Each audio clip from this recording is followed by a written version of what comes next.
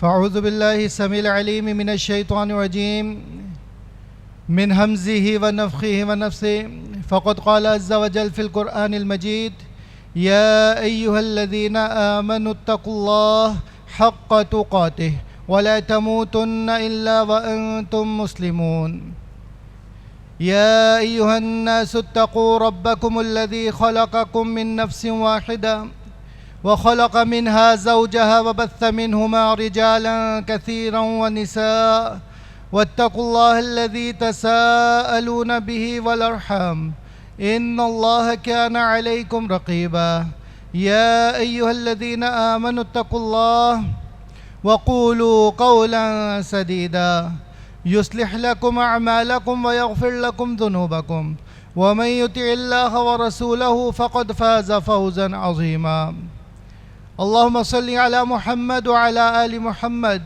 كما صليت على إبراهيم وعلى آل إبراهيم إنك حميد مجيد اللهم بارك على محمد وعلى آل محمد كما باركت على إبراهيم وعلى آل إبراهيم إنك حميد مجيد حمد و تعریف، عزت و بڑائی، بزرگی و کبریائی اللہ وحدہ لا شریک کے لیے، جو یقیناً اس عظیم کائنات کا اکیلا خالق و مالک ہے۔ اس عظیم کائنات کی تخلیق میں اس کا کوئی ساتھی نہیں، اس کا کوئی مشیر نہیں، اس کی کوئی شورا نہیں۔ درود و سلام پیارے حبیب محمد مصطفیٰ مجتبی صلی اللہ علیہ وسلم کی ذات گرامی پر، جنہوں نے یقیناً یہ دین اسلام ہم تک اکمل اور مکمل پہنچایا اور اس دین اسلام کی تبلیغ میں بڑی پریشانیوں، صعوبتوں اور تکلیف کا سامنا کیا۔ رحمتیں، برکتیں اللہ کے ہر نیک بندے اور بندی پر ہوں۔ گزشتہ جمعہ آپ کے سامنے ایک موضوع کا آغاز کیا تھا کہ ہم اپنی تربیت خود کیسے کریں، یا ہمیں اپنی تربیت پر توجہ دینی چاہیے، کوئی تیسرا ہماری تربیت نہیں کرے گا۔ حقیقتاً بڑی تلخ حقیقت ہے کہ اصل تو ذمہ داری تربیت کی والدین پر ہے، لیکن موجودہ دور میں بہت زیادہ شرح ایسے افراد کی ہے جو مصروفیت کی بنا پر یا عدم دلچسپی کی وجہ سے وہ بچوں کی تربیت پر اس طرح سے کام نہیں کر پا رہے جیسا کہ اس کا حق ہے۔ اور بات کی جائے بالغان کی تو یہ اپنی نفس کے خود مکلف ہیں، اپنے نفس کے خود پابند ہیں۔ آپ کے سامنے چند احادیث اور چند آیات آپ کے سامنے رکھی تھیں، جن کا مفہوم خلاصہ یہ تھا کہ اسلام ہمیں بارہا یہ حکم دیتا ہے کہ ہم اپنی تربیت کریں، ہم اپنے نفس کو نیکی پر ابھاریں۔ آپ کے سامنے یہ بات رکھی تھی کہ بنیادی طور پر ہمارے اور ہماری کامیابی سے مراد چاہے دنیاوی ہو چاہے اخروی ہو، اس میں بنیادی طور پر دو رکاوٹ ہیں۔ ایک رکاوٹ شیطان کی طرف سے، جو کہ ہمارا کھلا واضح دشمن ہے، اور ایک مخفی دشمن ہے جو کہ میرا نفس ہے۔ ان النفس لامارۃ بالسوء، سورہ یوسف کے اندر اس نفس کے حوالے سے یہ بات کی گئی کہ بے شک نفس جو ہے، نفس اس بندے کا جی جو ہے، وہ اسے برائی کا حکم دیتا ہے۔ تو ہمارا موضوع انشاءاللہ اگلے جمعہ بھی چلے گا۔ ہمیں یہ بات تو سمجھ آ گئی کہ ہمیں اپنی تربیت خود کرنی چاہیے، اپنے آپ کو جہنم سے بچانے کی اور جنت میں داخل کرنے کی اس حوالے سے ہمیں فکر ہونی چاہیے۔ آج ہم اس موضوع پر بات کریں گے کہ وہ کون سے طریقے ہیں جنہیں اپنا کر میں اپنی تربیت کر سکتا ہوں۔ تو پہلا طریقہ اپنی تربیت خود کرنے کا وہ یہ ہے کہ انسان پکا عزم کرے، عزم مصمم کرے اور کوشش کرے کہ وہ اپنے آپ کو بدلے۔ پہلی چیز انسان کا ارادہ ہے، اس کا عزم ہے کہ مجھے اپنے آپ کو بدلنا چاہیے۔ ہم ڈاکٹر کے کہنے پر تو لائف اسٹائل چینج کرتے ہیں کہ آپ کا بی پی کا مسئلہ ہے، آپ کا کولیسٹرول کا مسئلہ ہے، آپ کا شوگر کا مسئلہ ہے۔ سب سے پہلے آپ اپنا لائف اسٹائل چیک کریں۔ جو لائف اسٹائل آپ گزار رہے ہیں کئی سالوں سے، اسے تبدیل کریں۔ تو بندہ ڈاکٹر کے کہنے پہ تو اپنا لائف اسٹائل بدل دیتا ہے، تو ایک بندہ ہے مومن اللہ کے کہنے پر کیوں نہیں بدلے گا؟ ہمیں اپنا لائف اسٹائل بدلنا ہے، اپنے آپ کو تبدیل کرنا ہے، اپنی تربیت خود کرنے کا ہم نے عزم کرنا ہے انشاءاللہ کہ ہم اس چیز پر کام کریں گے کہ ہم اپنے آپ کو چینج کریں، کیونکہ انسان کے لیے وہی ہے جس کا وہ ارادہ کرتا ہے۔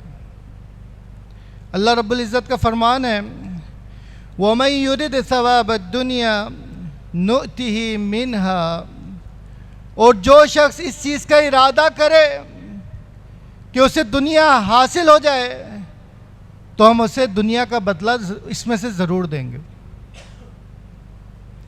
وَمَن يُرِدْ ثَوَابَ الْآخِرَةِ، اور جو شخص اس چیز کا ارادہ کرے کہ اسے آخرت میں بدلہ چاہیے، نُؤْتِهِ مِنْهَا، اللہ تعالیٰ فرماتا ہے ہم اسے دیں گے آخرت کا بدلہ۔ تو یہ تو میرے ارادے کے اوپر ہے کہ میں کس چیز کا ارادہ رکھتا ہوں۔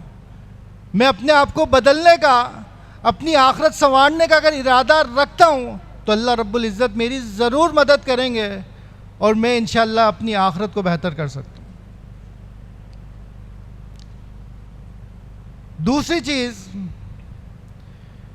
جیسا عزم ہوگا، جیسی کوشش ہوگی، نتیجہ بھی اس کو ویسے ہی ملتا ہے۔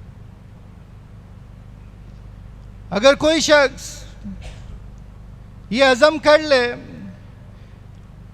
اور عزم یقیناً اسی کو کہتے ہیں کہ جس کے لیے بندہ کوشش بھی کرے، صرف زبانی تو عزم نہیں ہوتا، اس کے لیے بندہ کوشش بھی کرے۔ اللہ رب العزت کا فرمان ہے انا عند ظن عبدی بی، حدیث قدسی ہے۔ آپ علیہ الصلوۃ والسلام فرماتے ہیں کہ اللہ تعالیٰ نے فرمایا کہ میں اپنے بندے کے گمان کے مطابق ہوں۔ اگر بندہ اچھا گمان کرے گا تو اللہ رب العزت کہتا ہے کہ اس کے لیے اچھائی ہے۔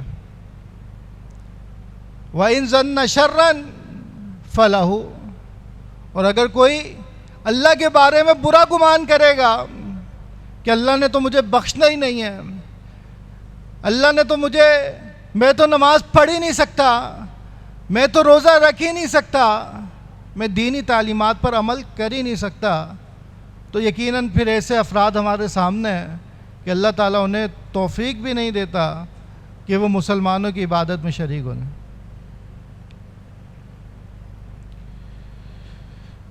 تو ہم بات کر رہے ہیں کہ اگر ہم ارادہ کریں گے، کوشش کریں گے کہ ہم اپنے آپ کو تبدیل کریں، ہم اپنے آپ کو اسلامی تعلیمات میں ڈھالیں، ہم قرآن اور حدیث کو اپنے 24 گھنٹے کے اندر اپنانے والے بن جائیں، تو یقین کریں کہ ہم بن سکتے ہیں۔ آپ کے اپنے قریب رشتہ داروں کے اندر، دوست احباب کے اندر یقیناً ایسے لوگ موجود ہیں جو الحمدللہ نمازوں کی بھی پابندی کرتے ہیں، جو روزہ زکوٰۃ کی بھی پابندی کرتے ہیں، حج اور عمرے کا بھی ارادہ رکھتے ہیں، اور اللہ تعالیٰ ان کے لیے دنیاوی معاملات بھی آسان بنا دیتا ہے۔ تو یہ ایک متھ ہے، یہ میرا ایک گمان ہے کہ پتہ نہیں میرا دین پر عمل کرنا میری دنیاوی کامیابی کے درمیان رکاوٹ ہے۔ یقین کریں اس کی کوئی حقیقت نہیں ہے۔ الحمدللہ میں کئی ایسے لوگوں کو جانتا ہوں، آپ یقیناً ایسے لوگوں کو جانتے ہیں جو الحمدللہ اپنی آخرت کی فکر میں لگے رہتے ہیں، اللہ تعالیٰ ان کے دنیاوی معاملات بھی بہتر سے بہتر کرتا چلا جائے۔ اور یہ تو حدیث بھی موجود ہے کہ جو شخص، آپ علیہ الصلوۃ والسلام نے فرمایا کہ جو شخص، اللہ تعالیٰ فرماتا ہے کہ اگر تم دنیا کے اندر لگو گے تو میں دونوں ہاتھوں تمہارے اس کے اندر مشغول کر دوں گا اور تمہارے یہاں پر فقر لکھ دوں گا، تم ہمیشہ اسی پریشانی میں رہو گے کہ مال کیسے آئے، کہیں میرے پاس سے مال چلا نہ جائے، مجھ پر فقر و فاقے شروع نہ ہو جائیں، تم اسی پریشانی کے اندر رہو گے۔ اور اگر تم آخرت کی فکر کرو گے تو یہ دنیا ذلیل ہو کر تمہارے پاس خود چل کے آئے گی۔ تو یقین جانیں، اسلام پر عمل کرنا، میں ارادہ تو کروں، میں اسلام پر عمل کرنے کی کوشش تو کروں، دنیا یقیناً میری بہتر ہی ہونی ہے، اس کے اندر کوئی کامیابی، کوئی مجھے نقصان نہیں ہونا۔ اور جو شخص صرف دنیا کے معاملات میں لگا رہتا ہے کہ میرا مال ڈبل کیسے ہو جائے، میری نمازیں ضائع ہوتی ہیں تو ہوں، مجھے کوئی پرواہ نہیں، تو یقین کریں اس کو سکون نہیں حاصل ہوتا۔ نیند کی دوائیاں کھانی پڑتی ہیں ایسے افراد کو جو بہت زیادہ مال دنیا کا سمیٹ تو لیتے ہیں لیکن دین سے بالکل پیچھے ہوتے ہیں۔ وَمَنْ أَرَادَ الْآخِرَةَ وَسَعَى لَهَا سَعْيَهَا، اور جو شخص آخرت کا ارادہ رکھتا ہے کہ مجھے آخرت میں کوئی نقصان نہ ہو، مجھے آخرت کی کامیابی حاصل ہو جائے، وَسَعَى لَهَا سَعْيَهَا، اور اس کے لیے وہ کوشش بھی کرتا ہے جیسا کہ اس کے لیے کوشش کرنے کی اس کی وسعت ہے، اس کی استطاعت ہے، اس کے مطابق وہ کوشش بھی کرتا ہے۔ وَهُوَ مُؤْمِن، اور شرط یہ ہے کہ وہ بندہ مومن ہونا چاہیے۔ فَأُولَئِكَ كَانَ سَعْيُهُمْ مَشْكُورًا، تو اللہ تعالیٰ فرماتا ہے یہی وہ لوگ ہیں جن کی کوشش ہمیشہ سے قدر کی جاتی ہے، یعنی ان کا یہ ارادہ کرنا اللہ تعالیٰ اس کو باعث ثواب بنا دیتا ہے کہ یہ اپنی آخرت کی فکر میں۔ اور صرف زبانی مجھے یہ کہنے کی ضرورت نہیں ہے کہ مجھے اپنی آخرت کی فکر ہے۔ وَسَعَى لَهَا سَعْيَهَا، اس کے لیے بندہ کوشش کرے، عمل کرے، جستجو کرے، جد و جہد کرے، پھر بندہ اپنی بات کے اندر سچا۔ زبانی کلامی کی کوئی حیثیت نہیں ہے دین کے اندر۔ میں کہتا رہوں مجھے اللہ اس کے رسول سے محبت ہے، میں کہتا رہوں مجھے آخرت کا بڑا خوف ہے، میں اپنی آخرت بہتر کرنا چاہتا ہوں، اور اگر میرا عمل کچھ بھی اس چیز کی گواہی نہیں دیتا تو یہ میرا منہ سے بات کرنا صرف اور صرف بکواس ہے، فضول ہے، اس کی کوئی حقیقت نہیں۔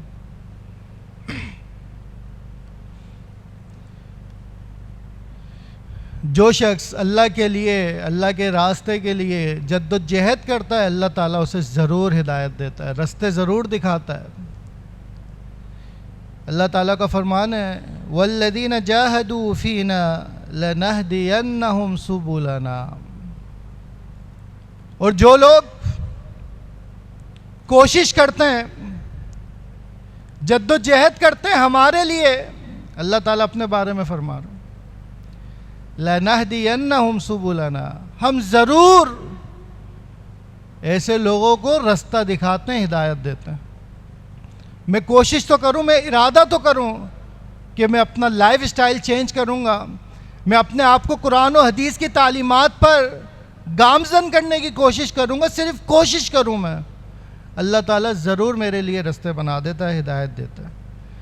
وَإِنَّ اللَّهَ لَمَعَ الْمُحْسِنِينَ، اور بے شک اللہ تعالیٰ محسنین، نیکوکاروں کے ساتھ ہے۔ آخری بات اس حوالے سے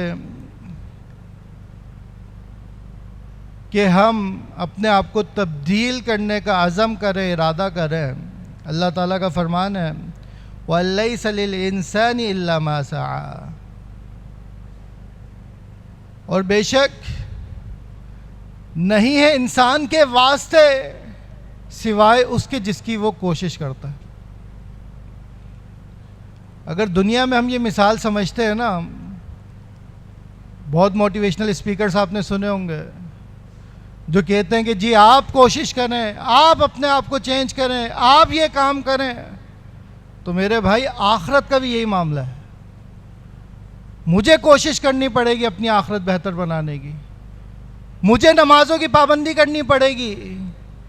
نمازوں کو تو ہم مسلمانوں نے ایک فارمیلٹی سمجھ لیا ہے. میں اکثر ایک بات کرتا ہوں کہ ہم بچپن سے دیکھتے آ رہے ہیں کہ ابا جی، میں معاشرے کی عکاسی کر رہا ہوں، جمعے کے دن تو ایک گھر میں طوفان برپا ہوتا ہے. نہا لو، جلدی کرو، باہر آ جاؤ، میں نے جانا ہے، دیر ہو رہی ہے، اذان ہو گئی ہے، نماز کھڑی ہونے والی ہے. بہت اچھی بات ہے. اچھا، جو جمعے کی نماز آپ پر فرض ہے اور جو آپ اتنے فکر مند ہیں اس کے لیے، تو باقی ظہر، عصر، مغرب، عشاء جو کل آپ نے نہیں پڑھی، اس کے اور اس کے درمیان کوئی فرق ہے؟ یہ بھی فرض ہے، وہ بھی فرض ہے.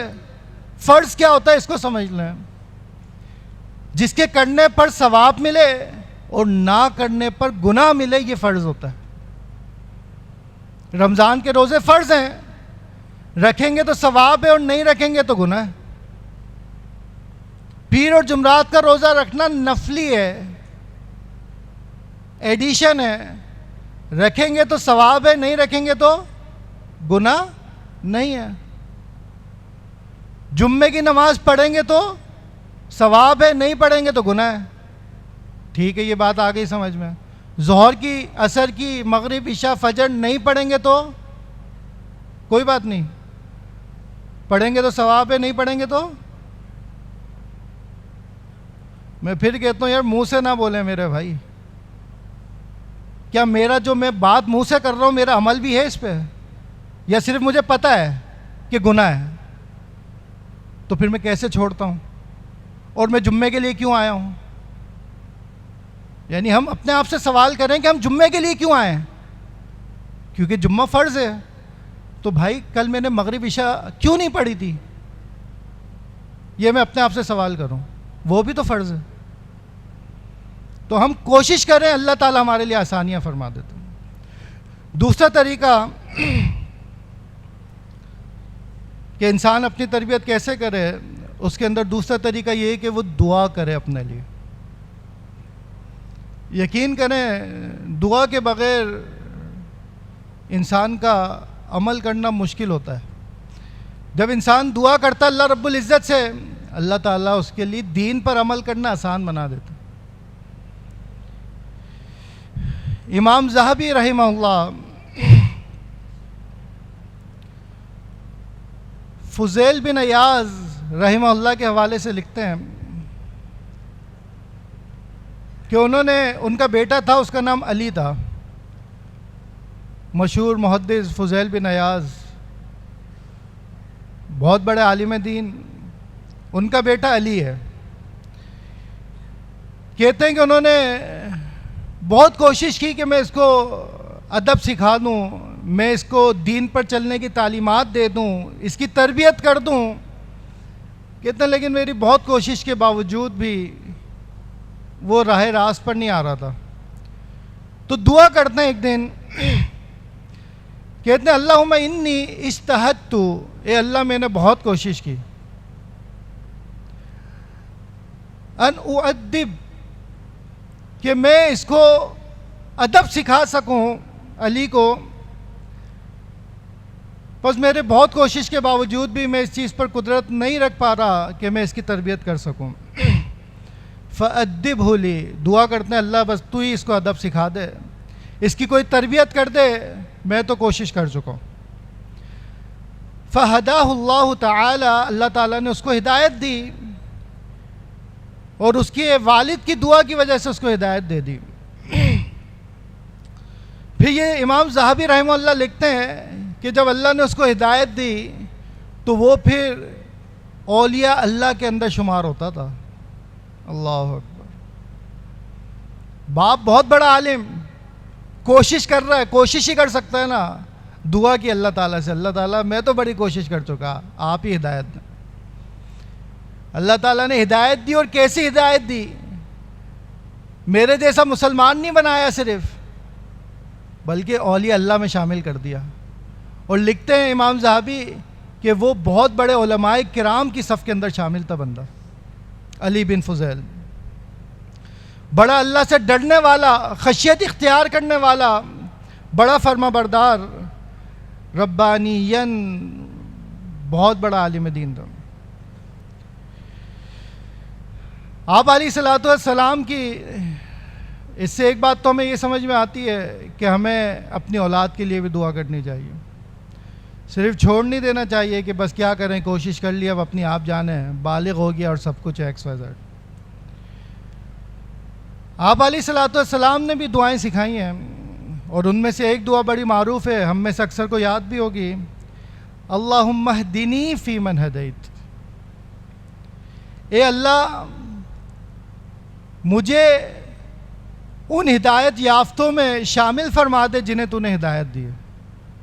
بہت خوبصورت دعا. اس کو ترجمے کے ساتھ یاد کریں، جنہیں تو نے ہدایت دی ہے مجھے بھی ان میں شامل فرما دے، ان کے ساتھ کر دے. دوسری دعا، ہر جمعے کو آپ خطبے کے اندر سنتے ہیں، وَنَعُوذُ بِاللَّهِ مِن شُرُورِ أَنفُسِنَا. اے اللہ ہم تیری حفاظت میں آتے ہیں اپنے نفس کے شر سے. جو میرا نفس مجھے برائی پر ابھارتا ہے، اے اللہ ہم تیری حفاظت میں آتے ہیں، تیری پناہ میں آتے ہیں.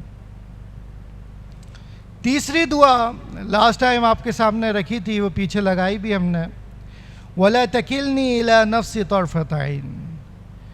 اے اللہ آنکھ جھپکنے کے جو پیریڈ ہے نا، اس لمحے برابر بھی ہمیں ہمارے نفس کے سپرد نہ کرنا.